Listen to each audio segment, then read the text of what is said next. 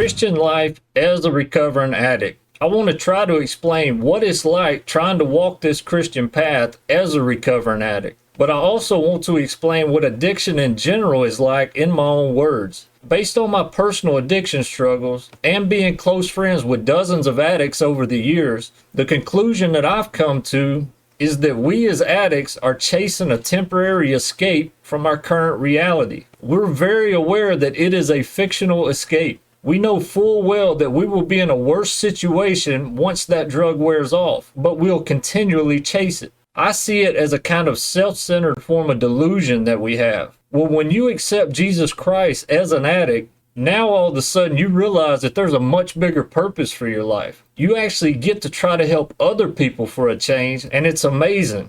You finally get to take on some responsibility, and you want to do the most that you can for Christ's kingdom. But even though a true saving relationship with Jesus Christ will change the lifestyle that we pursue, that doesn't cure us from our addiction or the completely irrational mindset that we as addicts have. The best analogy that I could think of is Frodo from The Lord of the Rings. I can honestly say that I've relapsed on opiates 3 times since I've become a Christian just 5 years ago, and I'm housebound. I don't even face a single % of the temptation that my recovering addict friends in normal society do. That's how pathetic my personal willpower is. So now to the analogy of Frodo and the ring. Let's equate him accepting that mission to a Christian denying themselves and picking up their cross daily. As an addict, I can be 2 years down my straight and narrow Christian path, but I still want that ring. Even though I'm well aware that every time I touch it,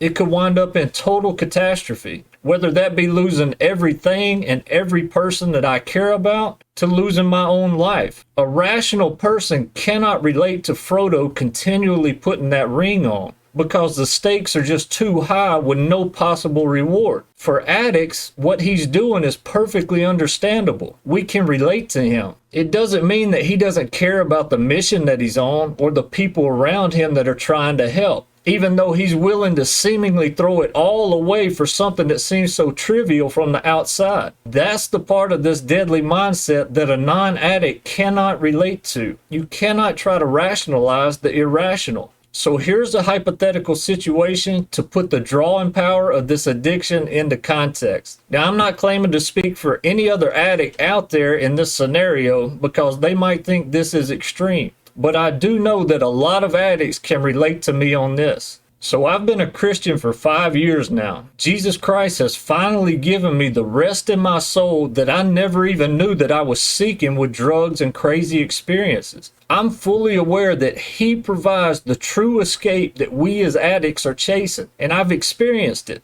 I have an amazing, loving family around me. I have all the support, love, and amenities in life that anyone could hope for. But if my parents and I were to walk into our house tomorrow and there was a gram of black tar heroin and a gram of fentanyl sitting on the kitchen table, 2 grams of certain death, my parents would logically say, "Get this out of here before somebody accidentally gets killed." I would say, "Get this away from me before I willingly kill myself." That's to this day, and it will be that way until the day I die. Even if there are non-lethal drug options on the same table, I'm most drawn to the one that is a guaranteed catastrophe. Because when I'm around opiates, this rational person that's speaking right now no longer exists. It's just like Frodo when that ring is calling him. We're no longer the same people we were just seconds ago. Now I'm back on the chase for the escape. And for me and my extreme mindset, that fictional escape sits right on the razor's edge of life and death. Because I know how far I've pushed it in the past